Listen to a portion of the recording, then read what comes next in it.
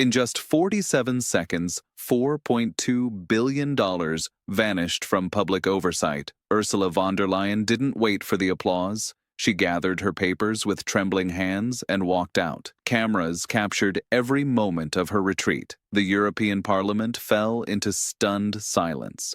What did Viktor Orban reveal that made the most powerful woman in Europe flee her own podium? This wasn't supposed to happen.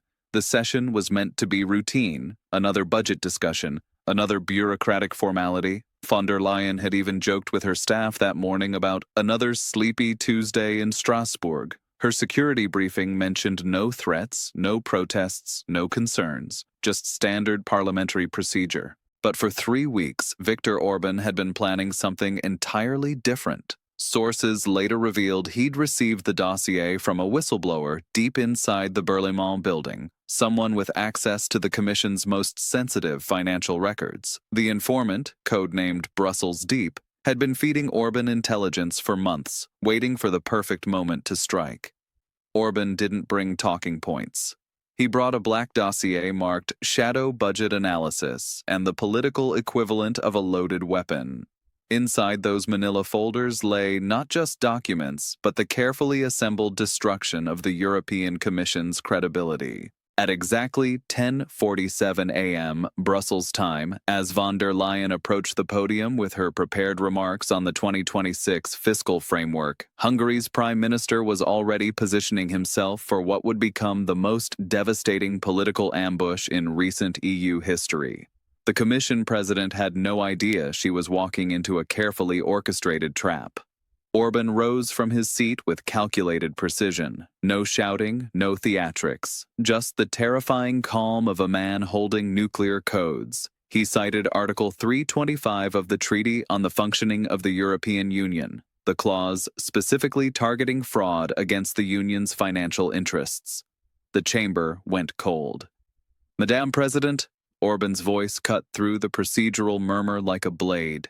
"Before we discuss future budgets, perhaps we should address where the current money actually went." Von der Leyen's grip tightened on her prepared speech. This wasn't on the agenda. This wasn't protocol. But Orban was just getting started.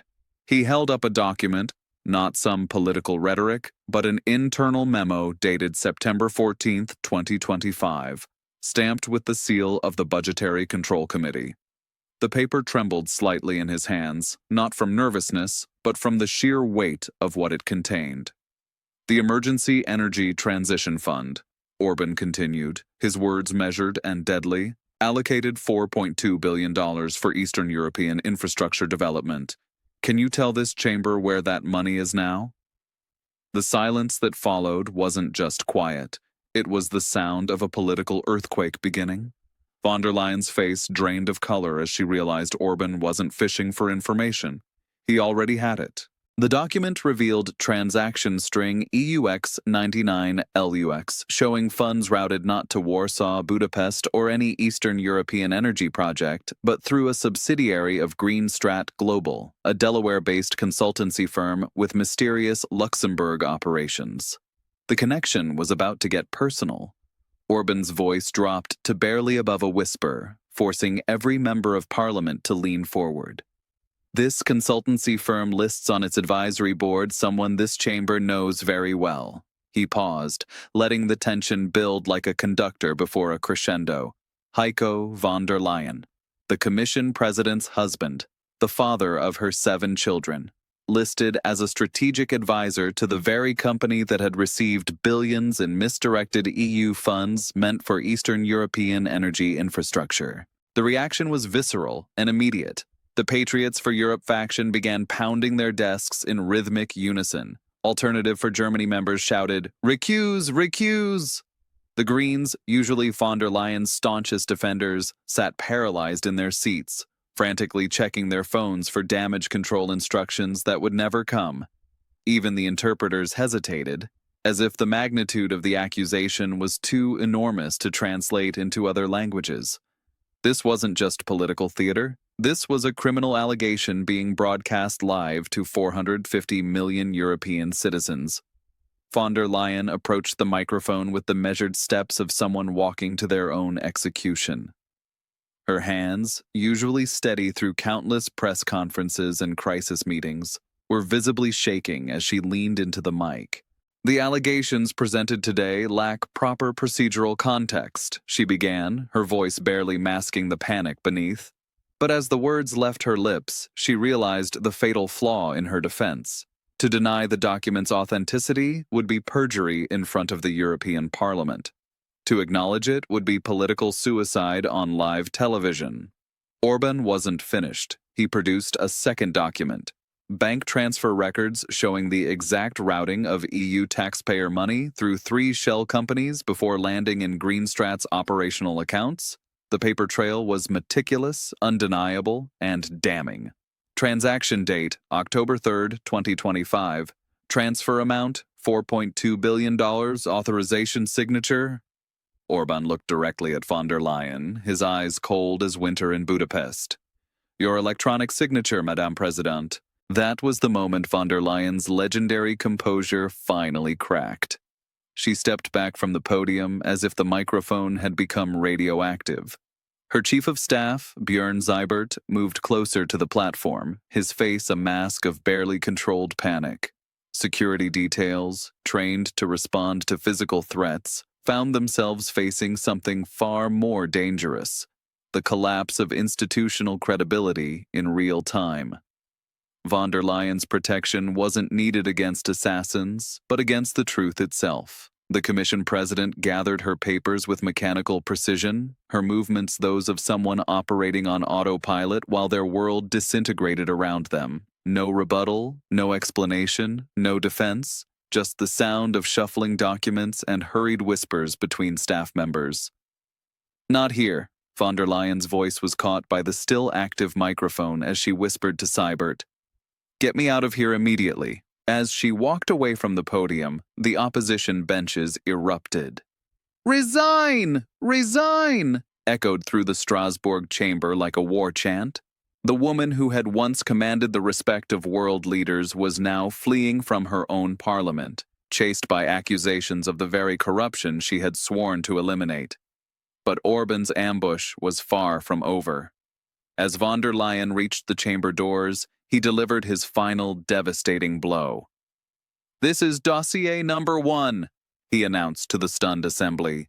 I possess 15 terabytes of encrypted data obtained from sources within the Berlaymont building itself, secret negotiations with Kiev, unapproved weapons contracts, financial arrangements that bypass parliamentary oversight entirely. He paused, savoring the moment like a master chess player announcing checkmate. The next files detail off-the-books meetings between Commission officials and defense contractors, phantom budget lines worth $800 million, digital communications that were supposedly deleted but somehow survived. His smile was cold, calculated, and personal bank accounts in 3 different jurisdictions that received wire transfers from entities with curious connections to EU procurement processes. The implications hit the chamber like a tsunami. This wasn't just about $4.2 billion in misdirected funds, it was about the systematic circumvention of democratic oversight at the highest levels of European governance.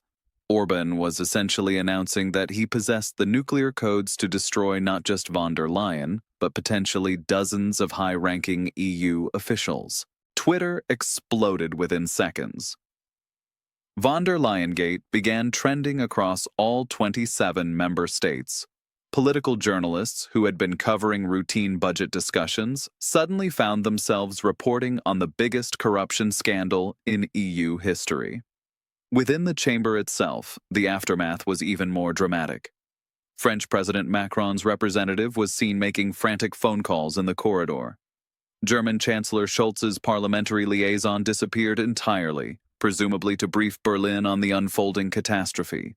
Even the usually unflappable Dutch delegation appeared visibly shaken. The parliamentary press gallery, normally filled with bored reporters checking their phones, suddenly became a war zone of camera crews and breaking news alerts. Security had to intervene as journalists tried to corner fleeing commission officials for comment. The euro dropped 0.8% against the dollar in the first hour after the session. Financial markets, always sensitive to political instability, immediately began pricing in the potential collapse of the current commission structure. Frankfurt's DAX index trembled as investors realized this wasn't just political theater. This was institutional collapse in real time. Laura Kövesi, chief prosecutor of the European Public Prosecutor's Office, reportedly received a copy of Orban's dossier within hours of the parliamentary session. If a formal investigation is launched, von der Leyen loses her immunity, transforming this from a political crisis into a criminal matter. Meanwhile, the Commission went into complete lockdown. Press briefings were cancelled without explanation. The usually active social media accounts of EU institutions fell silent. In the world of high-stakes politics, such silence isn't strategic. It's an admission of guilt. Hours passed without a single official response from the Parlement building. No denial, no explanation, no counterattack against Orban's allegations. For an institution that usually responds to controversies within minutes, the silence was deafening and damning. Emergency calls between Berlin, Paris, and Rome reportedly became increasingly frantic as member state leaders realized the magnitude of the crisis. If von der Leyen falls, the entire College of Commissioners may collapse with her, grinding the legislative machinery of Europe to a halt. The ultimate question now haunting Brussels is whether this represents the end of Ursula von der Leyen's political career, or something far worse, the beginning of the end for the European Union's credibility itself. In 47 seconds, Orban didn't just expose financial misconduct. He may have triggered the greatest constitutional crisis in the EU's history. The documents are real. The money trail is verified. The woman who promised to lead a geopolitical commission is now fighting for her political survival. And somewhere in Budapest, Viktor Orban is preparing to release 14 more terabytes of evidence that could bring the entire European establishment to its knees.